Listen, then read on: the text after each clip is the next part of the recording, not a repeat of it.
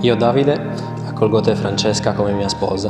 Con la grazia di Cristo prometto di esserti fedele sempre, nella gioia e nel dolore, nella salute e nella malattia, e di amarti e onorarti tutti i giorni della mia vita.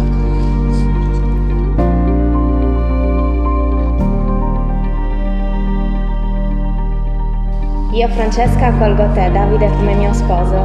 Con la grazia di Cristo prometto di esserti fedele sempre, nella gioia e nel dolore, nella salute e nella malattia, e di amarti e onorarti tutti i giorni della mia vita.